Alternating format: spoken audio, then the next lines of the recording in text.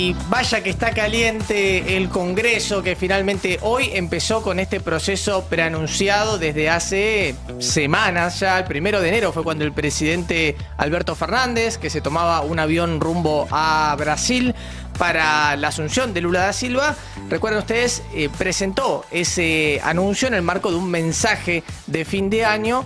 Dijo, bueno, además voy a instruir para que se avance con una investigación para enjuiciar a los 4 miembros de la Corte Suprema. Bueno, ese proceso se demoró hasta ahora recién. Tardó mucho en aparecer el decreto de convocatoria extraordinarias. Básicamente la comisión no podía empezar a trabajar. Sí podían recepcionar el pedido, pero no podía trabajar. Y de hecho, finalmente, cuando se conoció el temario de extraordinarias, fue que se conoció también qué formato iba a tener este pedido de investigación del presidente Alberto Fernández, que al fin de cuentas no fue un pedido de investigación del presidente Alberto Fernández, sino de una docena, un poco más de legisladores y legisladoras del Frente de Todos, que avanzaron con esa estrategia básicamente para, como decíamos ya y contamos varias veces, darle más vida útil, más vida legislativa a este proyecto. Un proyecto presentado por el Ejecutivo se agota en solo un año. Un proyecto presentado dentro del ámbito del Legislativo tiene más vida hasta 3 años. Entonces,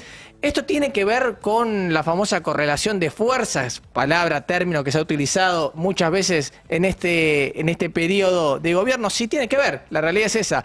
Hoy por hoy, cuando uno revisa la Comisión de Juicio Político, el oficialismo tiene el número para poder avanzar en esta primera etapa del proceso, no tiene hoy el número para poder votarlo en la Cámara Baja. Pero eso no significa que no se pueda iniciar el proceso, que no se pueda llevar a la luz este proceso y que se pueda poner en discusión, en debate, en definitiva, y sobre todo en exposición la gran cantidad de pruebas y evidencias que el oficialismo está presentando a lo largo de 14 proyectos. Eran 12 originalmente, ahora son 14 porque se amplió en 2 el número, para de alguna manera poner en discusión la responsabilidad y la conducta de los 4 jueces de la Corte Suprema: Ricardo Lorenzetti, Horacio Rosati, Carlos Rosenkrantz y Juan Carlos Maqueda. Los 4 magistrados aparecen mencionados en diversa medida en diversos de estos proyectos, con desigual participación muchas veces, pero en definitiva aparecen mencionados. Son 14 en total. De hecho, algunos de ellos fueron presentados por diputados en periodos, en momentos anteriores. El caso de, por ejemplo, Vanessa Ziley presentó un proyecto que promovía el juicio político contra el expresidente en ese momento de la Corte Suprema, Carlos Rosenkrantz, por mal desempeño de sus funciones, a partir de lo que había sido su fallo sobre el 2x1. 2x1, un fallo que llegó durante el gobierno de Cambiemos en ese momento. Hay proyectos que, por ejemplo, pertenecen a la oposición, que habían avanzado sobre uno de los jueces, que era en ese momento también presidente de la Corte, Ricardo Lorenzetti. Estoy hablando del proyecto que tiene la firma de Paula Oliveto Lago, por ejemplo, de Juan López, que es el vicepresidente además de la comisión, de Maximiliano Ferraro, todos legisladores y legisladoras de la coalición cívica, de Mariana Zubik, de Marcela Campagnoli, de Héctor Flores, que básicamente lo que apuntaban también contra Ricardo Lorenzetti en ese momento, un proceso que inició en su momento en la presentación en 2017, cuando también era en gobierno, pero que después tuvo una nueva ampliación a partir del año pasado. También apuntan contra Lorenzetti en ese caso por mal desempeño y eventuales delitos en el ejercicio de sus funciones. No es el único, porque por ejemplo también presentaron otro pedido de juicio político contra el mismo juez tiempo después. Yo les decía, en 2022 habían tenido una ampliación, el proyecto original, en 2021 habían presentado un segundo. Juliana de Tulio presentó desde el Frente de Todos un pedido de juicio político en ese momento apuntando contra Horacio Rosati también este año por mal desempeño en el ejercicio de sus funciones. Este año no, el año pasado. Sigo en 2022, disculpen. Pero, por ejemplo, también hubo presentaciones que venían de afuera del ámbito legislativo, en el caso de la Asociación Argentina de Juristas, que también solicitaron en 2022 que se promueva un juicio político contra los integrantes de la Corte Suprema de Justicia. Bueno, la lista es larga, incluye el que fue el último de los pedidos que se presentó de manera colectiva por los legisladores y legisladoras, encabezados por Eduardo Valdés en este caso, y que tomó la denuncia, o mejor dicho, el pedido de investigación que habían formulado los gobernadores y el presidente Alberto Fernández, que le sumó además otras cuestiones, como por ejemplo la obra social, la intervención de la obra social y el funcionamiento de la obra social, proyecto que además también tuvo una segunda entrada a través, por ejemplo, del el caso de el diputado, se me fue, Pablo, se me fue el nombre. Bueno, no importa. Otro diputado también del Frente de Todos que presentó apuntando directamente sobre lo que era el funcionamiento de la obra social y básicamente lo que había sido el funcionamiento de intervención a partir de varias... Pablo Carro. Varias iba a aparecer, en algún momento iba a aparecer el nombre. Por el funcionamiento y por auditorías que se habían presentado en su momento respecto a cómo estaba funcionando esa obra social del personal judicial.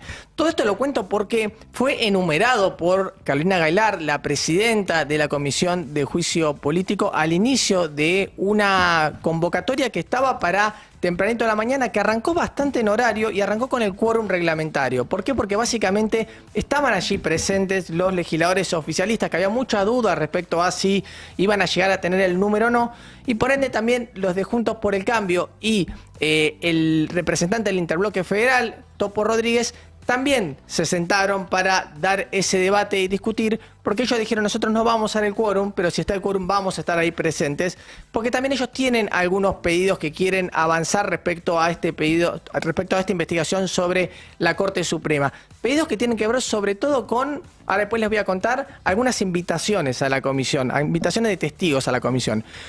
Pero este debate, que se extendió a lo largo de unas 4 horas aproximadamente, tuvo momentos de bastante tensión. Sobre todo cuando culminaba lo que era la presentación formal de ese proceso y arrancaban las intervenciones de algunos de los diputados y diputadas de la oposición. Uno de ellos, Omar de Marchi, hombre que le sonará porque ya lo hemos mencionado aquí, pretende ser gobernador de Mendoza. En eso se está enfrentando para llevar adelante ese plan con el propio radicalismo allí en Juntos por el Cambio. Hay toda una cuestión no resuelta sobre esa interna mendocina en la coalición opositora. Es además uno de los hombres fuertes de Larreta en su armado presidencialista e integra la comisión. No solo eso, es vicepresidente también de la Cámara de Diputados, Omar de Marchi. Llegó a presidir en algún momento la Cámara cuando Cecilia Morón no lo hizo. Y en definitiva fue uno, mejor dicho, de los que tomó la voz cantante.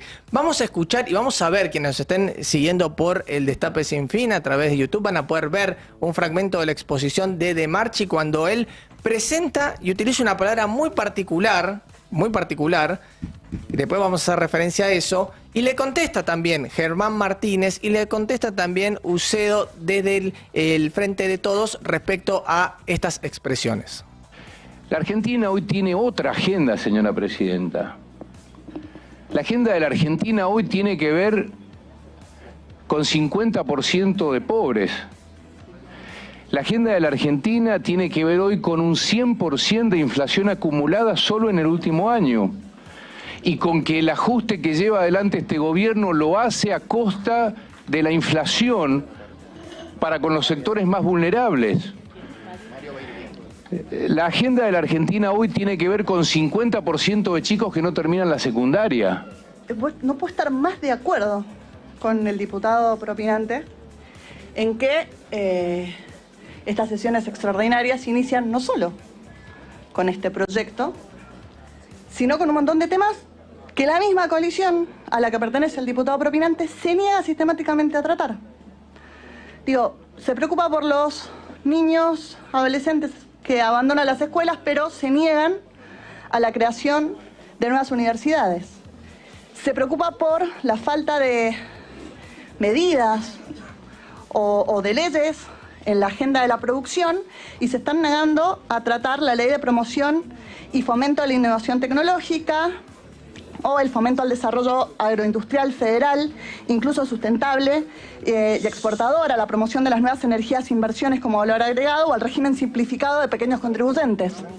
Se están negando a una agenda urgente que más que un cariño o una caricia a los jubilados significa la posibilidad de que accedan al beneficio previsional, como es el nuevo plan de regulación de deuda previsional.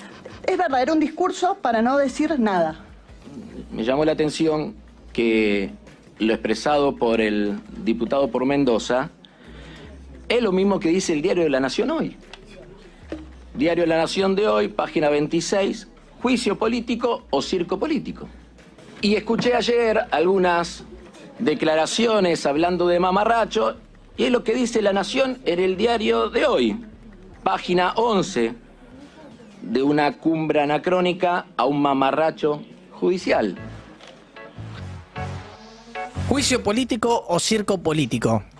Es un editorial, lo que aparece hoy en el diario de La Nación, que no tiene firma, porque básicamente lo que representa es el pensamiento del diario, o por lo menos de la empresa, La Nación, y dice algo así como: será un circo de amplia proyección mediática. El peronismo de todas las épocas supo siempre entrenar muy bien a sus radicalizados actores, especialmente cuando se sienta amenazado electoralmente. En esta oportunidad, al temor a que las urnas le dan la espalda, se le suma el pavor de algunos de sus más conspicuos miembros de ir a la cárcel por haber cometido flagrantes actos de corrupción. Es interesante porque en otra de las intervenciones de la oposición, en este caso a cargo de Juan Manuel López, vicepresidente de la comisión, titular del bloque de Coalición Cívica, él habla acerca de los líderes del Frente de Todos que son corruptos y autoritarios, o son corruptos y autoritarios. Digo, muy en línea también con lo que está planteando acá el diario La Nación. Dice también este editorial: es en este contexto que debe entenderse la execrable arremetida contra la Corte Suprema de Justicia de la Nación, liderada por el presidente junto con algunos obsecuentes gobernadores y legisladores, muchos de ellos interesados también en que no los alcance el brazo de la justicia, acostumbrados como están a manejarse como señores feudales, de espaldas a las leyes y al Estado de Derecho. Bueno, el editorial todavía se encuentra en el portal de La Nación, todavía lo pueden leer si lo quieren encontrar, y van a encontrar muchos puntos de contacto entre los discursos que toma la oposición y la línea que se está bajando aquí en el diario La Nación, tal como lo está señalando Germán Martínez en su intervención. Digo, es interesante por lo menos como para darle una lectura y cada uno que saque sus propias conclusiones. Pero no solamente habló Omar de Marchi, también habló el Topo Rodríguez. ¿Quién es el Topo Rodríguez? El Topo Rodríguez es el único de los miembros de la Comisión de Juicio Político que es opositor y que no pertenece a Juntos por el Cambio. Son 31 en total los miembros de la comisión. Hay 15 de ellos que son opositores, 16 que son oficialistas, por eso el número es tan estrecho. De esos 15, 14 son de Juntos por el Cambio, del radicalismo, del PRO y de la Coalición Cívica, y hay uno que es el Topo Rodríguez, que pertenece al interbloque federal. El interbloque federal es mirado de cerca porque muchas veces termina funcionando como una bisagra en la lógica del Congreso.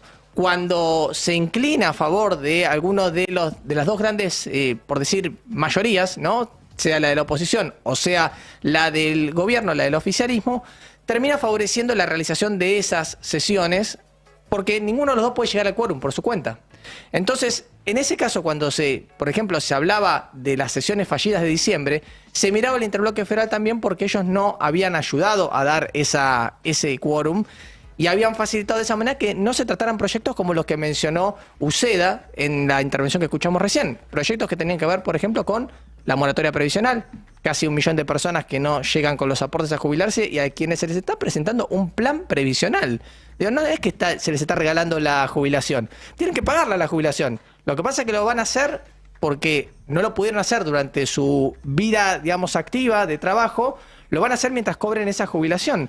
Digo, si hay un problema con eso, tiene que ver básicamente con que el sistema está funcionando mal. Claro, es un problema estructural de Argentina por el mercado de trabajo. Exactamente. Y eso no funcionó también en el gobierno de Macri, o sea, excede a cualquier gobierno. Totalmente. Bueno, la cuestión de las universidades, que lo mencionaba también Uceda. ¿Y qué dijo el interbloque federal en ese momento? Dijo, nosotros no vamos a bajar a dar quórum hasta que no resuelvan sus problemas los grandes bloques, las grandes coaliciones. Y en este caso, frente a lo que es las sesiones extraordinarias, otra vez se está mirando al interbloque federal, porque otra vez va a ser clave para ver si se avanza o no se avanza, porque ya Juntos por el Cambio dijo, no, nosotros no vamos a dar quórum. No vamos a dar quórum porque para nosotros todo ese temario que se presentó es una excusa para el juicio político, simplemente para avanzar con otros proyectos contra la Corte. El interbloque federal dijo, bueno, hay algunos proyectos que tendrían que debatirse, como estos que estamos mencionando ahora recién con Nati. Digo, hay proyectos que tienen que debatirse. Pero el juicio de la Corte no es uno de ellos. Hoy el Topo Rodríguez en la comisión dijo básicamente algo parecido, pero con un tono bastante particular, porque si bien dijo, momento, no discutamos, no descalifiquemos como hicieron los de Juntos por el Cambio, él también descalificó.